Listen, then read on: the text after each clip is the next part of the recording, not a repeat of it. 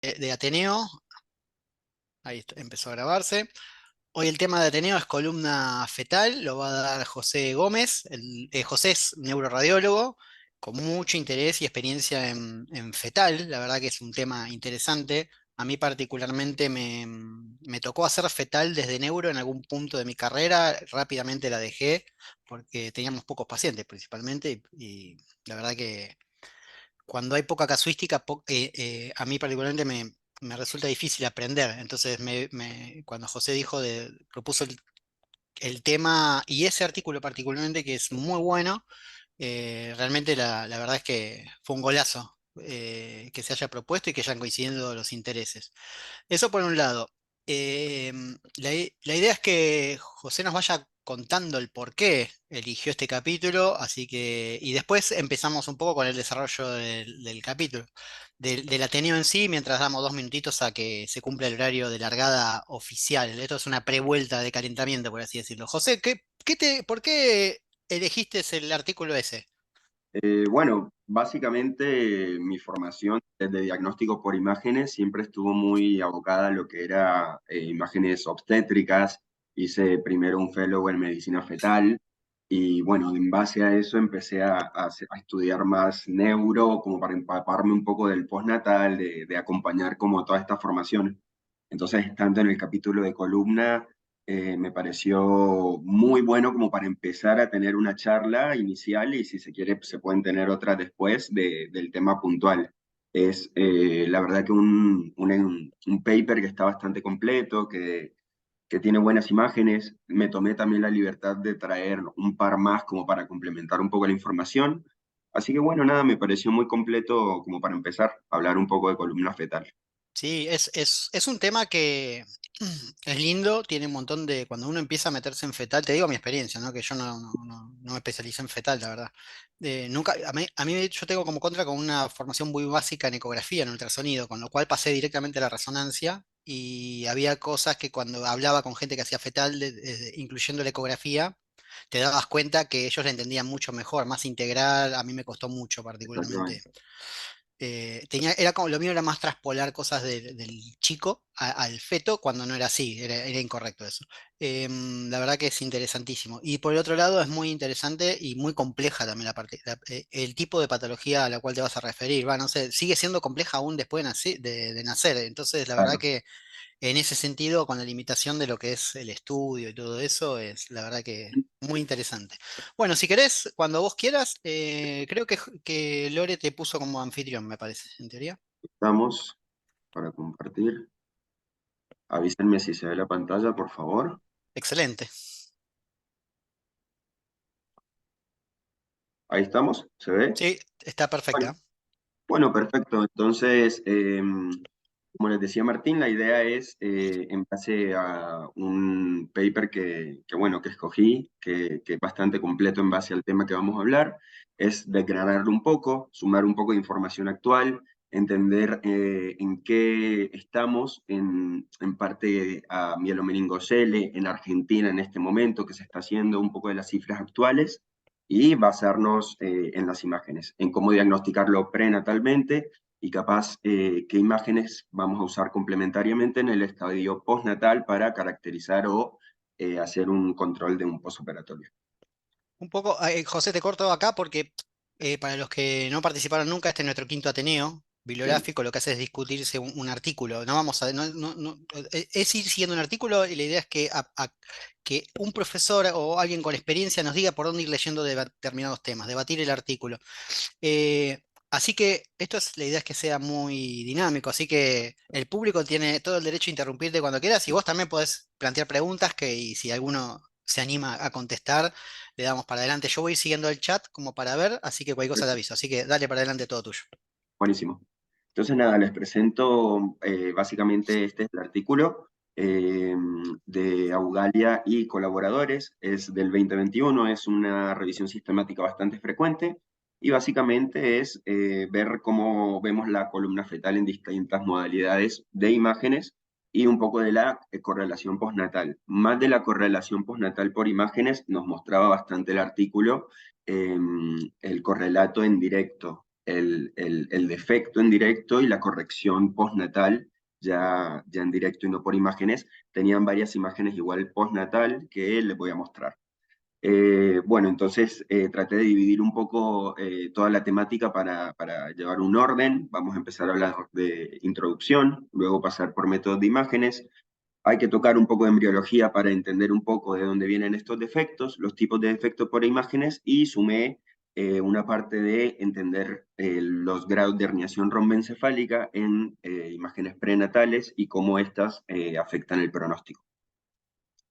Bueno, para hablar un poco de las generalidades, traje otra revisión sistemática de autores argentinos del grupo de medicina fetal del Hospital Italiano, que básicamente también hicieron una revisión sistemática muy buena, nos dieron datos a nivel de población argentina, en donde hablamos de una prevalencia aproximada de 1 en 2.000 recién nacidos vivos, que la mayoría de los defectos que se presentaron a nivel argentina fueron aislados, tienen un aspecto de presentación que lo vamos a ver más adelante, que entre un 5 y un 20% de estos defectos van a estar asociados o se encontraron asociados a anomalías genéticas, lo más frecuente el síndrome de George, trisomía 18, entre otros, y otros se encontraron también asociados a factores de riesgo como la diabetes, la falta de suplementación del ácido fólico, el tratamiento con ácido valpróico por competencia, entre otros.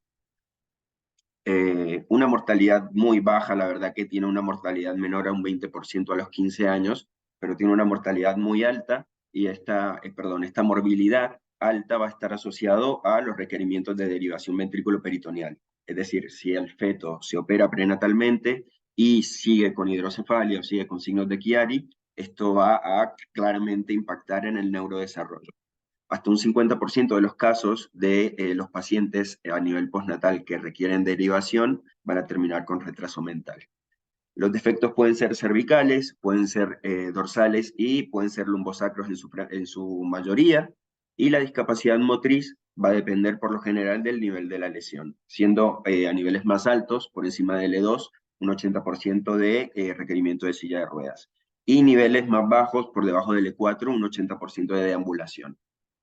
Siempre también hay un factor de incontinencia fecal y urinaria que también va a impactar en la morbilidad, pero bueno, no voy a hablar mucho de eso. Eh, Dentro de este estudio nos habla un poco también de lo que se está haciendo ahora para corregirlo. Antes se hacía correcciones abiertas, ahora se está usando la fetoscopía, que es claramente un método laparoscópico en donde se insufla CO2, se expone el defecto, se cierra intraútero y la idea de hacer esto dentro de la panza es, por un lado, disminuir el impacto que tiene el movimiento del feto contra el defecto expuesto, y por otro, también revertir toda la presión del líquido cefalorraquídeo que se pierde al tener un defecto expuesto, un defecto abierto en este caso. Eh, bueno, nada, hay criterios de inclusión, como lo vemos acá, que básicamente muchos son anatómicos y vamos a usar las imágenes para determinarlos. Hablando un poco de los métodos de imágenes que usamos para evaluar la columna fetal, bueno, la ecografía prenatal como método de screening para evaluar la integridad de la columna fetal. Ya desde las 11 semanas, desde las 11-14 semanas vamos a poder tener signos predictivos de disrafias abiertas, pero lo vamos a confirmar hacia las 18 semanas, evaluando la columna en 3 planos. Planos axiales que tenemos desde la columna cervical, dorsal y lumbosacra, a planos coronales, en donde vamos a evaluar los núcleos de osificación, el anterior y los posteriores, y planos sagitales medios, en donde vamos a valorar la integridad de la piel, la integridad de los procesos posteriores, anteriores, y la altura del cono medular, que esté a nivel de L2 o por encima de L2, teniendo en cuenta que la última vértebra que se visualiza es S4.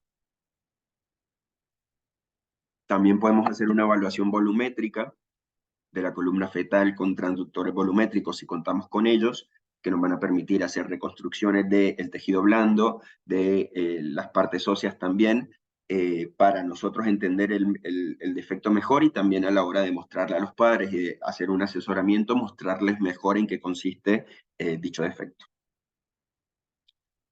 Eh, a tener en cuenta lo que les comentaba, la última vértebra visible por ecografía va a ser S4, el cono medular, que es esta estructura hipoecoica, tiene que estar por encima del E2, que en este caso lo está. Vamos a valorar la integridad de la piel y de los núcleos de osificación, y en caso de tener una espina bífida abierta, vamos a presentar lo que se conocen como signos cefálicos o signos frutales, que son el limón, que básicamente es el aplanamiento de los huesos frontales con hidrocefalia por pérdida de líquido cefalorraquídeo por el defecto, y el signo de la banana, que va a ser por tracción también y pérdida de líquido cefalorraquídeo por el defecto, se va a herniar el cerebelo y va a adoptar esta forma de banana. ¿Hasta acá se entiende? ¿Hay alguna pregunta? Perfecto. Bueno, hablando ahora un poco de la resonancia magnética, bueno, la resonancia magnética va a ser claramente un adjunto a la ecografía prenatal. No vamos a usar la resonancia magnética como un método inicial sin valorar primero que tenemos un defecto, ¿sí? Nos va a permitir determinar primero el nivel de la lesión con mayor precisión y usando distintas secuencias potenciadas en T2 que nos van a permitir eso, determinar el nivel de la lesión, teniendo en cuenta que L5S1 va a ser el último disco que brilla y por encima de esto van a estar los cuerpos vertebrales, secuencias en GRE potenciadas en T2 estrella que nos van a permitir también ver mejor los cuerpos vertebrales, secuencias en T1 que nos van a permitir más que evaluar el defecto, asociados a esto como contenido graso que va a realzar en el T1, también evaluar todo el recto sigmoide, que también va a realzar el meconio en T1 y que hay defectos que pueden asociarse a atresia anales. Entonces vamos a tener mucha información muy distinta a la que podemos captar por la ecografía, pero siempre va a ser un método adjunto. También hay secuencias en cine que nos van a permitir valorar el nivel funcional de la lesión. Esto lo podemos hacer por ecografía, también por resonancia, de acuerdo al movimiento o al ángulo o al arco de movimiento de los miembros inferiores. Y bueno, si determinamos que el feto es apto para fetoscopía, vamos a hacer una resonancia para evaluar prequirúrgica y postquirúrgicamente. Entre la fetoscopía y la evaluación postquirúrgica, por lo general se espera un mes o un mes y una semana para evaluar si revirtieron los signos secundarios al defecto, que es lo que buscamos. José, te hago una pregunta. ¿Sí? En tu experiencia, aproximadamente cuánto tarda un estudio de resonancia magnética? Porque a mí siempre me generaba esa duda. No tenía. Había estudios que en 5 minutos, no sé si en 5 minutos, pero en 20 minutos los liquidaba en cuanto a la adquisición de imágenes y había estudios que me llevaban un montón de tiempo. No sé qué tenés para decirnos en ese sentido. Bueno, puntualmente en columna, usualmente se hacen estudios un poco más antes, porque la ventana de cirugía es hasta las 27 semanas. Entonces, se hacen estudios muy precoces en donde el feto va a tener mucho líquido amniótico y se va a mover bastante. Usualmente son estudios que tardan más porque vos tenés que tratar de obtener un plano bien sagital medio, tratar de ubicar bien la lesión. Si tenés tiempo, verle el nivel funcional, ver que no tenga anomalías asociadas a nivel cerebral, que esto también pueden estar y van a sacar al feto de los criterios para cirugía. Entonces, más o menos 40 minutos a una hora, y siendo fetos un poco más grandes, que tengan un diagnóstico un poco más tardío, que ya se salieron de la ventana quirúrgica y que ya van a una cirugía abierta, bueno, son fetos que se van a mover menos. Entonces son estudios que capaz los sacás 120 minutos. Pero los Perfecto. que son candidatos a la corrección actual que se está haciendo, y son fetos que son un poco quisquillosos también, porque aparte tienen dolor por la exposición del tejido, entonces siempre van a estar como un poco más móviles, si se quiere.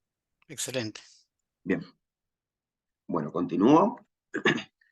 Y tenemos métodos de imágenes complementarios a los métodos prenatales, bueno, claramente la resonancia magnética, estudios de ecografía e incluso radiografía, de acuerdo al caso, nos van a permitir complementar información, caracterizar sospechas prenatales, y la resonancia como control postquirúrgico o inclusive en la ecografía transfontanelar en caso de presentar una hidrocefalia, que lo podemos diagnosticar con ecografías transfontanelares para ver si requerimos o no derivaciones. ventrículo de Jones, digo. Bueno, a ver, tenemos que también pasar un poco o tocar un poco lo que es la embriología, porque hay distintos tipos de defecto y entender un poco de dónde se deriva cada defecto nos va a ayudar a agruparnos un poco mejor y entender qué estamos viendo, porque no solo el defecto lo vamos a evaluar, sino también la cabeza del feto. La gastrulación, la neurulación primaria y secundaria son las tres etapas de la embriología puntuales en las que va a haber alguna alteración y va a terminar en un defecto lumbar. La gastrulación, que es la primera etapa que ocurre entre las 2 y 3 semanas, es el paso del blastocisto, que es un disco bilaminar, a un disco o a un embrión trilaminar, ¿sí? Aparece lo que es el endodermo, el mesodermo, que va a ser la parte media, como lo vemos acá, y que va a inducir la diferenciación del ectodermo, que es la parte que deriva la piel, y el tejido neural, que es lo que va a, neurulizarse, perdón, a generar efectos de neurulación. Trastornos a este nivel van a generar trastornos fetales de alteración de sentido derecha-izquierda, como isomerismos, alteración de sentido anterior o posterior, como anomalías o agenesias sacras, van a ser defectos que van a ser mucho más complicados que defectos lumbares simples como un mielomeningocele. Luego de esta etapa ocurre la neurulación primaria entre las 3 y 4 semanas, en donde de la notocorda, que es básicamente se origina del pliegue embrionario, se van a generar genes que van a generar una señalización para que la placa neural se vaya plegando gradualmente y al plegarse y cerrarse se separe de la capa de la epidermis, que va a ser el otro derivado del ectodermo, ¿sí? Si hubiese una disyunción, es decir, un plegamiento incompleto, ya vamos a tener un mielomeningocele o una mielosquisis. Y si hubiese un despegamiento anterior a este, las células del mesodermo van a inducir que este ectodermo se transforme en grasa. Entonces eso es lo que va a originar todas las lesiones grasas de la columna lumbar o de la columna vertebral. Y luego la neurulación secundaria es cuando ya se cierra todo el tubo neural, va a haber una placa o una masa de células pluripotenciales que van a condensarse, van a unirse a la porción inferior del tubo neural, van a cavitarse y van a regresar. Entonces, este tipo de lesiones de neurulación secundaria van a ser más difíciles de diagnosticar en vida prenatal. No me voy a detener mucho en esto porque es bastante complejo. Vamos a ver un par de imágenes, pero seguimos un poco con el tema. Entonces, de la gastrulación vamos a tener alteraciones en la formación de la notocorda y alteraciones en la integración, es decir, en la liberación de genes como el Sonic Hedgehog o el Wonton, que también van a inducir esta neurilización de la placa neural. Vamos a tener defectos bastante groseros, como son la disgenesia caudal, la disgenesia espinal segmentaria, la diastematomelia, trastornos de segmentación vertebral, quistes neuroentéricos, entre otros. De la neurulación primaria, las alteraciones, como ya les dije, vamos a tener defectos abiertos si no se cierra y defectos contenidos con grasa si se separa primero y se induce grasa. Y bueno, de las lesiones de neurulación secundaria, bueno, ya vamos a tener lesiones que vamos a hacer diagnósticos más postnatales, más incluso que pueden no acompañarse a médula anclada, que pueden ser diagnósticos incidentales, como el engrosamiento del filum, un filum graso, un lipoma intradural, entre otros. Hablando de, bueno, ahora, ¿qué son las disrafias lumbares? Las disrafias lumbares básicamente son un cierre incompleto de las estructuras de la línea media a nivel posterior. Pueden ser abiertas o pueden ser cerradas. Las abiertas usualmente se caracterizan porque no están cubiertas por piel, como lo vemos en este ejemplo de esta resonancia, en una secuencia de steady-state free precession, perdón, en donde vemos bien el contorno de la piel y vemos un defecto que está cubierto por una membrana fina que tiene raíces fijadas a la plácoda, que la plácoda es el tejido que no se cerró, que quedó expuesto, ¿sí?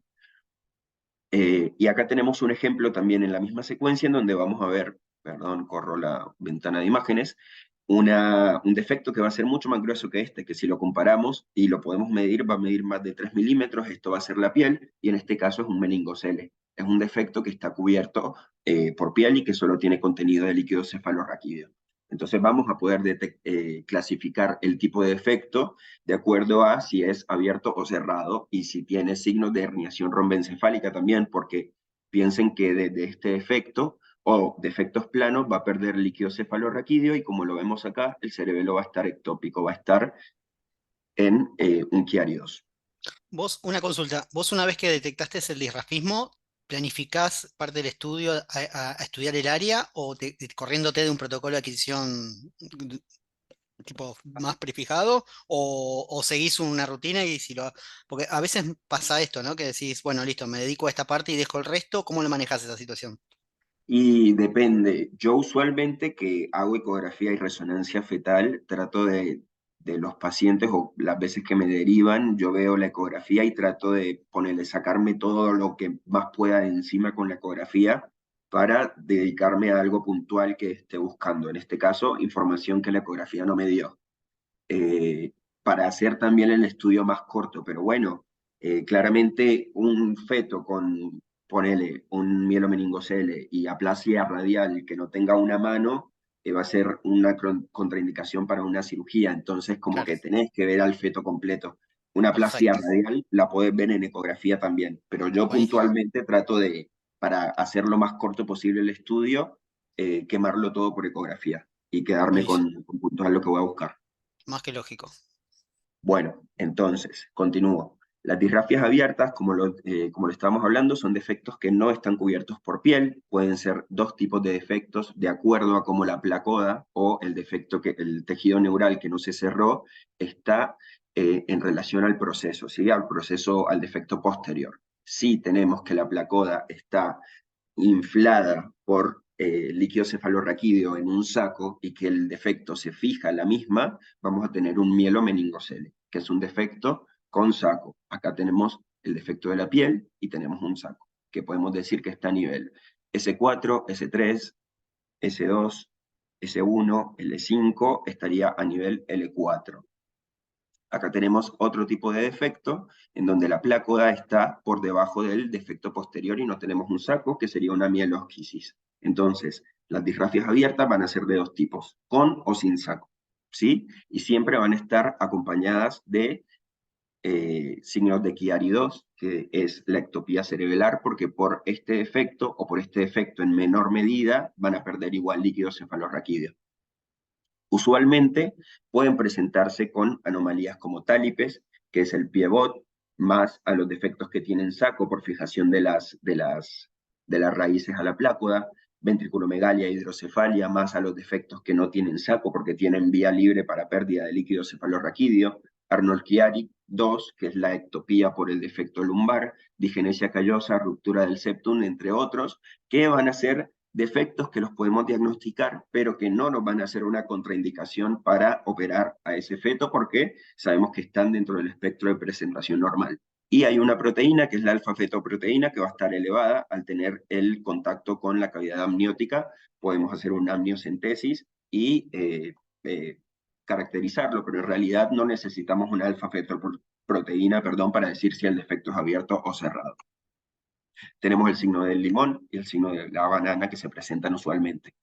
Esta es una imagen de heterotopías periventriculares en un corte axial a nivel de coronas radiatas y básicamente se pueden presentar también, pueden presentarse por toda esta alteración en la microestructura o en la microarquitectura del cerebro en formación, se pueden asociar también a otros defectos corticales que, bueno, vamos a usar la resonancia para verlos mejor también, que en la ecografía se ven bastante bien este tipo de defectos del desarrollo cortical, pero por lo menos una polimicrogiria, una lisencefalia, vamos a tener menos definición en la ecografía que en la resonancia. Recordando de vuelta que en la ecografía la última vértebra que visualizamos es S4, sabiendo que el último disco que brilla en secuencias en single shot fast pineco en T2 va a ser L5S1 también para ubicar la lesión y que podemos evaluar también el tipo de lesión con secuencias de cine, ¿sí? Acá tenemos otro ejemplo con un saco que no está cubierto por piel, que es un saco que tiene paredes finas, en donde acá también se ve y acá se ve el defecto.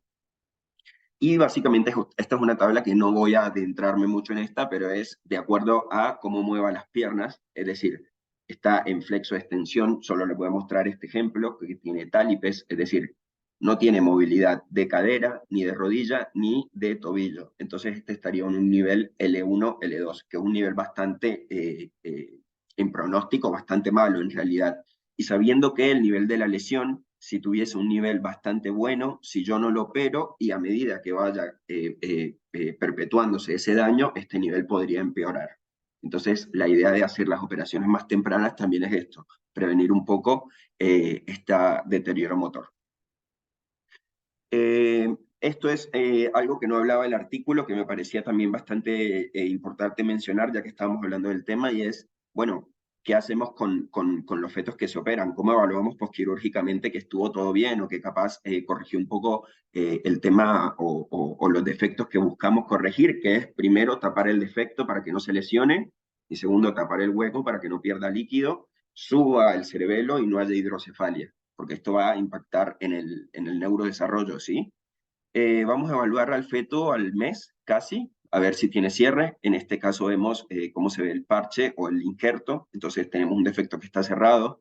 Tenemos medidas también para evaluar. Usualmente, si tenemos un Chiari 2, vamos a tener toda la fosa posterior colapsada sobre la cisterna, sobre el foramen magno, y vamos a tener un ángulo clivus supraoccipital menor a 45. Entonces, al mes, yo antes en la prequirúrgica le medí, seguramente lo tenía menor a 45, al mes veo que me eleva el ángulo a mayor de 45, bueno, tengo mejorías por ese ángulo. Y lo mismo otra medida que es el diámetro transverso de fosa posterior, que usualmente con los Chiari 2 van a estar por debajo de 45, y en el control yo voy a esperar que esté un poco más amplio, ¿sí? Podría no estarlo igual. Hay fetos que mejoran y hay fetos que no. Hay fetos que claramente tienen que hacer una intervención postnatal igual después de haber hecho la fetoscopía, pero usualmente esperamos que esto mejore. Y esta es una imagen para mostrarles esta muesca, que básicamente es una remodelación sobre la parte supraoccipital del hueso por el colapso del Chiari. Usualmente si hiciéramos resonancias prenatales en pacientes que se operaron, es común encontrar esto. Inclusive en las neonatales o en los pacientes que son más pediátricos, si empezamos a verlo, vamos a ver pacientes que tuvieron Chiari esta remodelación a este nivel. Y bueno, hablando un poco más breve de las disgrafías cerradas, que vamos a tener menos diagnóstico a nivel prenatal, usualmente van a estar cubiertas por piel, usualmente el alfa-fetoproteína va a estar normal, y usualmente como no tenemos un hueco que pierda líquido, no vamos a tener herniación rombencefálica. Pueden asociarse o no a masas subcutáneas, las que son ocultas o sin masa subcutánea van a ser más difícil de diagnosticar, como la diastematomelia, que son defectos también en la gastrulación. Tenemos en este caso un defecto óseo que dividió a la hora de la gastrulación toda la placa neural en dos y se formaron dos columnas, cada una con su saco dural. En este caso es una diastematomelia tipo 2, en donde no se ve un defecto óseo, sino un defecto cartilaginoso que no se alcanza a ver, pero sí los sacos durales. Tenemos en este caso un filum graso, un lipoma intradural, un seno dérmico, son lesiones que las podemos diagnosticar mejor en métodos postnatales. Y disgrafias cerradas con masa subcutánea, que básicamente van a ser bultos o disgrafias que tienen o están cubiertas por piel, como lo vemos en esta ecografía, en donde se ve un mielocistocele terminal, un quiste dentro de un quiste, se dice el signo en medicina fetal, en donde tenemos un saco que tiene paredes gruesas, que lo vemos también en la ecografía resonancia prenatal y la confirmación postnatal, defectos también con paredes gruesas sin contenido como meningoceles, en este caso un meningocele anterior y en este caso un lipo mielomeningocele, que vemos una masa que está cubierta con un tejido. Básicamente esto es grasa en la secuencia de T1. La regresión caudal, que también es otra anomalía de la gastrulación bastante severa, que básicamente no se van a formar las estructuras vertebrales lumbosacras en un espectro, puede que no se presente el coxis, puede que no se presenten ya segmentos más avanzados en nivel, y usualmente va a estar asociadas a anomalías genitourinarias o anorrectales. El tipo, se pueden clasificar tipo 1 o tipo 2 de acuerdo a cómo esté la médula. Si la médula está alta y está interrumpida abruptamente, sería un tipo 1. La tipo 2 se acompañan de médulas ancladas y puede ser aislado, un defecto aislado, estar asociado a diabetes, muy frecuente asociado a diabetes y a otros complejos malformativos como Bacter u OACE.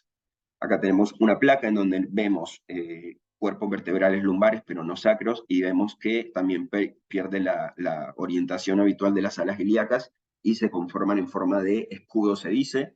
Acá tenemos otro ejemplo y ejemplos en resonancia. Por último, para hablar de las anomalías congénitas de los cuerpos vertebrales, que también podemos hacer diagnóstico prenatal, es mucho más difícil hacerlas. Usualmente tenemos que estar bastante entrenados en ver la columna en 3 planos para detectar anomalías como hemivértebras, como lo vemos acá en ecografía prenatal, en una resonancia en secuencias GRE, también en una resonancia en T2 y en una radiografía en donde tenemos múltiples hemivértebras y anomalías displásicas de los arcos costales, y también tenemos defectos mucho más severos como los defectos segmentales espinales, que ya son de diagnóstico mucho más fácil, la verdad, que prenatalmente, no se ven tan frecuentes, usualmente son defectos de la gastrulación, pero existen y se pueden diagnosticar. Para terminar, bueno, les traigo este último estudio que también en realidad es del 2017, es igual bastante frecuente, en donde nos muestran los grados de herniación romboencefálica a la hora de hacer una resonancia pre y postnatal, en donde un grado 0 vamos a tener adecuado espacio a nivel de la cisterna magna, el cuarto ventrículo, y no va a haber ectopía cerebelar. Un grado 1 va a haber colapso de alguno de los dos espacios, pero no va a haber ectopía. El grado 2, como es este ejemplo, va a estar el cerebelo por debajo del foramen magno, pero por encima de ese 1. Y en este caso, que ya es más evidente que tiene toda una herniación por debajo de ese 1, que va a ser el grado 3. Claramente, estos grados 3, los últimos, van a tener peores pronósticos, también incluso operándose. Bueno, eso es todo. Eso es todo lo que tenía para comentarles.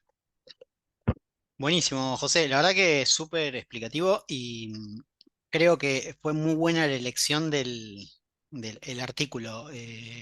Se plasmó muy bien lo que yo lo leí por primera vez ahora cuando me lo pasaste, y la verdad que me hizo entender algunas cositas que no había entendido puntualmente cuando hacía las pocas resonancias fetales que hice. Me di cuenta de lo complejo que es el tema. Ahora te voy a hacer una pregunta, pero antes te hago una introducción en función de la experiencia mía. Yo trabajo, estoy en un lugar que especializado en neuro. Entonces, lo que suele pasar es que tenemos chicos operados de mielomeningo y nos empiezan a llegar ahora los operados de mielomeningo prenatal.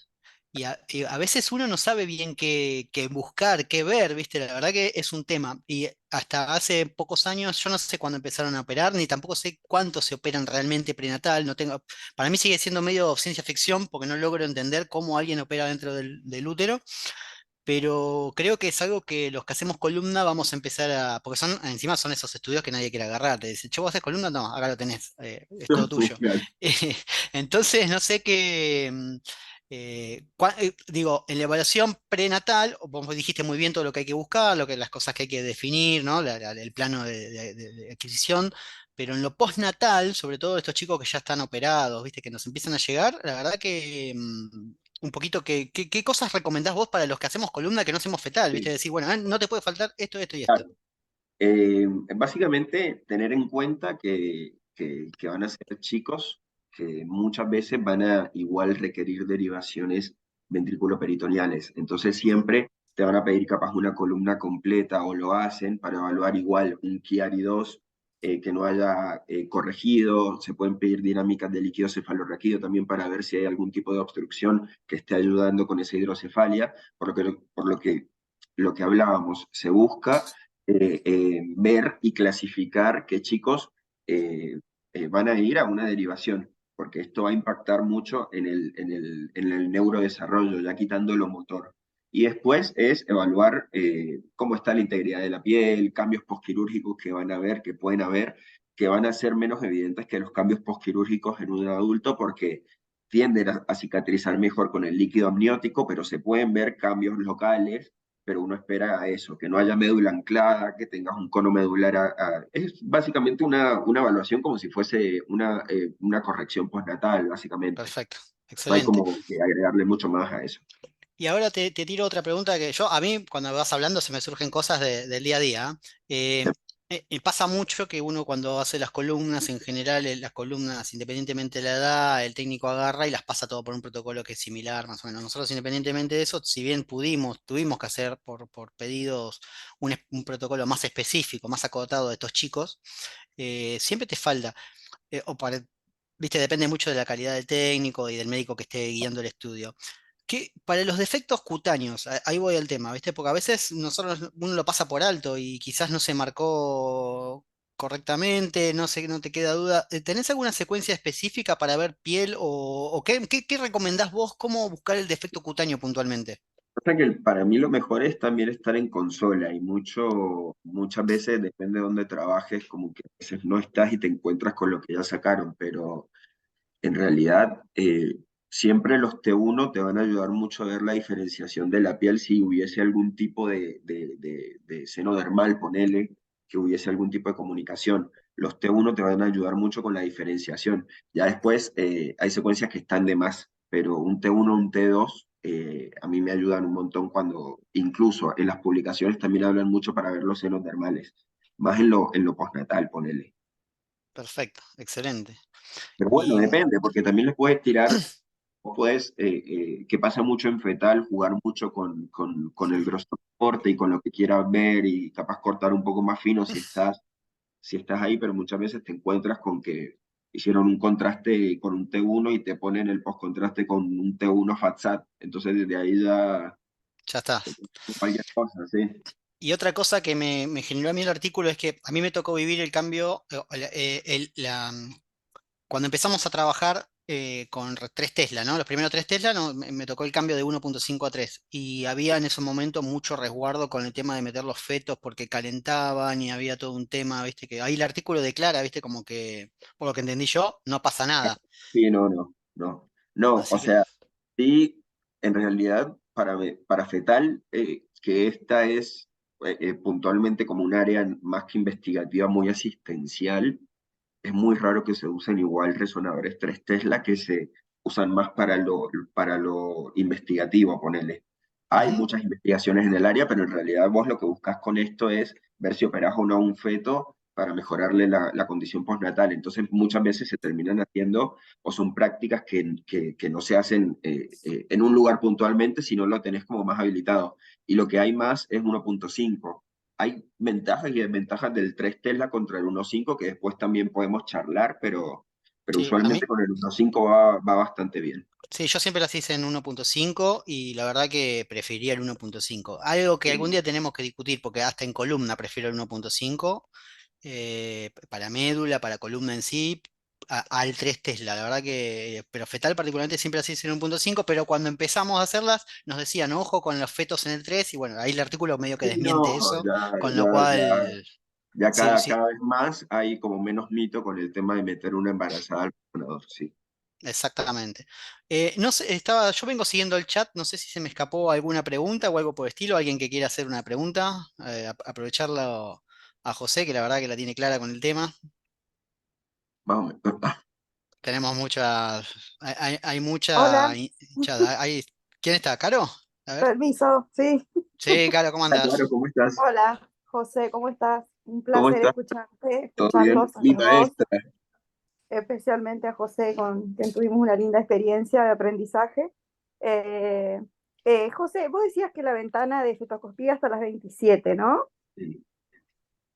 Pasada las 27, que es extraútero, estamos hablando, Mira, en realidad, la reparación. con ese tipo de cosas tan puntuales, hay unos grupos que lo hacen hasta las 26, hay otros que hasta las 27, pero siempre se busca como igualar los resultados que se obtuvieron con dicho estudio. Entonces, si el estudio, en este caso el MOMS, se operaron entre las 19 y 25/6 y obtuvieron que un 40% de los fetos caminaban mejor, siempre se busca como igualar esos resultados hasta que haya otro estudio más. Después igual, también se tiene teorizado que a medida que pasa ya el tiempo y que después de las 27 semanas ya hubo como más lesión directa del defecto, Claro. que ya la lesión, la funcionalidad es peor, pero yo diría que puntualmente es como por igualar los resultados, que es lo que se busca principalmente. Sí, y otra pregunta desde mi desconocimiento de no realizar este tipo de cosas, ¿no? Y menos la patología específica, es en ningún caso, dado la definición anatómica, morfológica de la reso, en ningún caso se utiliza, o para algún caso se utiliza gadolinio, ¿verdad? No, no, no, no, la verdad No que hay el necesidad. gasolio hasta el momento técnicamente está contraindicado, se hacen igual evaluaciones a nivel placentario con pocas dosis y demás, pero no es un estudio que te vaya a sumar nada. O sea, como que no hay una Ajá, lesión neoformativa como tal que requiera algún tipo de captación dinámica o que evalúe dinámicamente esa lesión. Y con las secuencias que están hasta el momento, incluidas estas cine que hacen como un volumen dentro de un 20 segundos y ves como la movilidad del feto, con eso ya está. claro. Y por ejemplo, esto ya excede por ahí en el tiempo del que estamos hablando, el tiempo fetal, prenatal y perinatal. Los chicos que fueron operados a tiempo, inclusive, ¿qué se le controla postnatal tipo 7, 8 años?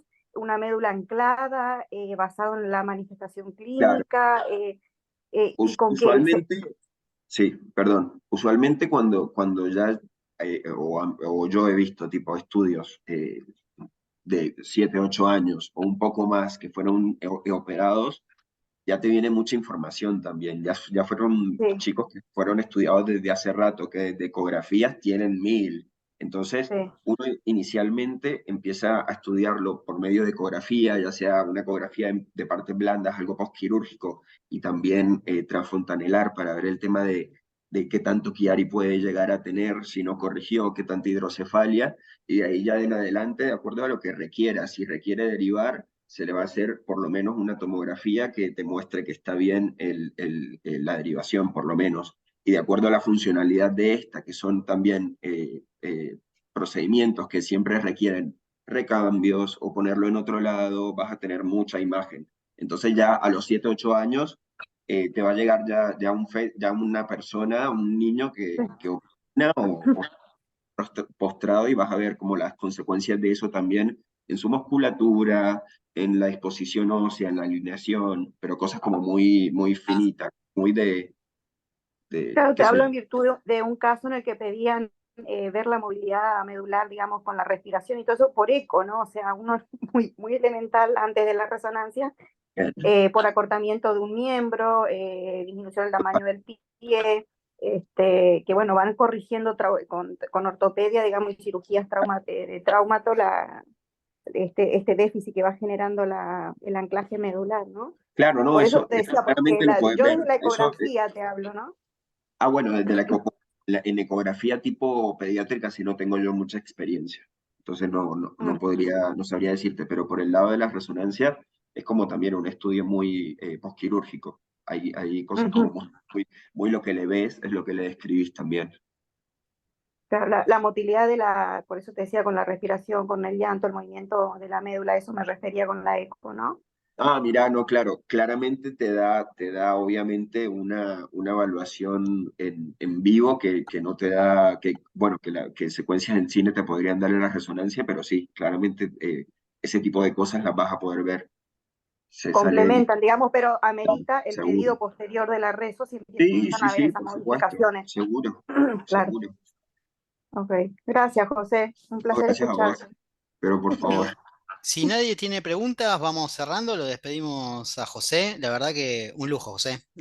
No, Muy muchas gracias. buena y la verdad que es un temazo. Y cumple con algo que nos habíamos propuesto cuando empezamos con esto, que es evaluar todos los aspectos radiológicos de la columna, ¿no? Porque si no nos centramos a veces mucho Ah, en el disco, en lo degenerativo. Y la verdad que es sí, interesantísimo esto. Así que bueno, les agradezco a todos los que estuvieron.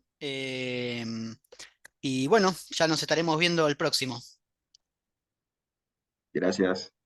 Hasta luego.